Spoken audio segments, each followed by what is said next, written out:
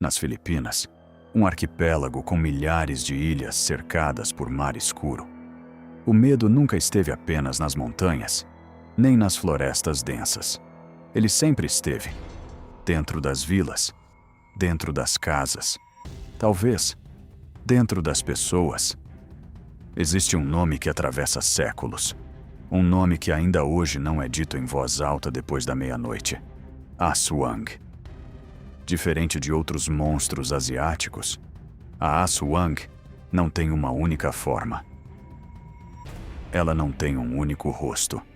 E é exatamente isso que a torna impossível de prever, impossível de identificar, impossível de evitar. As primeiras histórias surgiram antes mesmo da colonização espanhola, muito antes das igrejas, muito antes das cidades. Nas ilhas centrais de Visayas, povos antigos já falavam de algo que caminhava entre os vivos. Não como um demônio distante, mas como alguém conhecido, alguém próximo. Quando os colonizadores chegaram no século XVI, vieram junto doenças desconhecidas.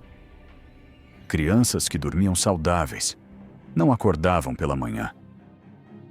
Mulheres grávidas enfraqueciam de repente, sem explicação, sem marcas, sem resposta. E quando o ser humano não entende algo, ele cria uma forma para aquilo. E essa forma ganhou um nome: Aswang. Mas a parte mais perturbadora nunca foi o que ela faz. É como ela vive. Durante o dia, ela é comum. Conversa, sorri, observa. Talvez seja a vizinha que sempre oferece ajuda. Talvez seja a parteira que segura o bebê recém-nascido nos braços. Talvez seja alguém que você cumprimenta todos os dias. Nada nela denuncia. Nada parece errado. Até que a noite chega. Existem muitas versões. E cada uma é pior que a outra. Em algumas vilas, dizem que ela é uma vampira silenciosa. Não há ataque brutal. Não há grito. A vítima apenas começa a definhar. O corpo enfraquece. Os olhos perdem o brilho. Algo está sendo retirado. Lentamente. Todas as noites. Sem que ninguém perceba. Em outras regiões, ela recebe um nome específico: Manananggal. Quando todos dormem, quando as casas ficam silenciosas, quando o vento para, a parte superior do corpo se separa das pernas, abrem-se asas, e ela voa. Não com pressa, não com raiva, mas com propósito. Ela procura casas onde há mulheres grávidas. Ela pousa sobre o telhado e escuta. E então, vem o som. Tique, tique, tique. Se você ouvir alto, ela está longe. Se você ouvir baixo, quase dentro da sua cabeça, ela está exatamente acima de você, observando o ritmo da sua respiração, esperando você dormir mais fundo. Talvez a forma mais inquietante não tenha asas. Em algumas vilas, a Aswang se transforma em animal. Um cachorro negro parado no meio da rua, olhando demais. Um porco que aparece sempre na mesma esquina. Uma ave grande, silenciosa, imóvel sobre o telhado. E quando alguém tenta espantar o animal, no dia seguinte, uma pessoa da vila aparece com o mesmo ferimento e ninguém comenta, mas todos percebem. Uma das histórias que contam naquela região não começa com um corpo, começa como um erro. Dizem que certa noite um homem voltava pela estrada de terra que corta a plantação. Não havia lua, só o som dos próprios passos. No meio do caminho, ele viu um animal parado, grande demais para ser cão, curvado, imóvel. Ele tentou espantar. O animal não fugiu, apenas virou a cabeça, devagar. Os olhos refletiram a escuridão. Então ele percebeu. Aquilo não estava atravessando a estrada. Estava esperando.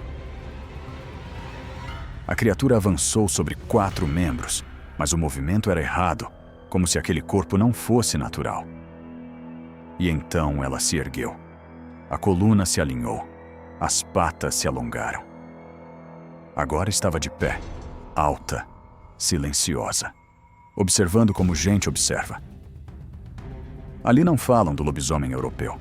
Não existe lua cheia. Não existe maldição. Existe fome. E naquela noite, ela decidiu caçar. O homem tentou correr. A criatura desapareceu da frente dele. E surgiu atrás.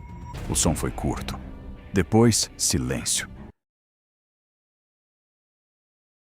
Na manhã seguinte, havia apenas marcas na estrada. Começavam como patas, terminavam como pés humanos e seguiam na direção da vila. Desde então, quando os cães choram na madrugada, ninguém sai para olhar. Porque sabem, ela responde à fome. Existe também a versão que quase ninguém gosta de mencionar. A Aswang, que não precisa se transformar. Ela apenas se aproxima. Ganha confiança. Fica perto. Observa a rotina. Ela sabe quem está vulnerável. Ela sabe quem está sozinho. Ela sabe quem ninguém vai defender. E age devagar. Essa versão é a mais difícil de combater, porque não parece sobrenatural. Parece humana. Alguns relatos mais antigos falam de algo ainda mais perturbador. Uma criatura cuja cabeça se separa do corpo durante a noite, flutuando na escuridão. Retornando antes do amanhecer, o corpo permanece escondido, como se nada tivesse acontecido, como se tudo fosse imaginação. Ao longo dos séculos, pessoas foram acusadas de serem Aswang. Vizinhos deixaram de se falar.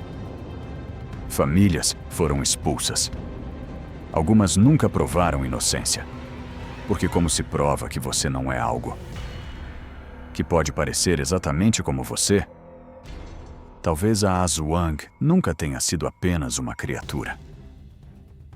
Talvez ela seja o reflexo de algo mais profundo. O medo de perder um filho. O medo da doença invisível. O medo da traição silenciosa. Até hoje, em certas regiões das Filipinas, as pessoas penduram alho nas portas, espalham sal, fecham frestas no telhado e evitam olhar para cima quando ouvem um som estranho na madrugada. Porque o medo não desapareceu. Ele apenas mudou de forma, assim como ela.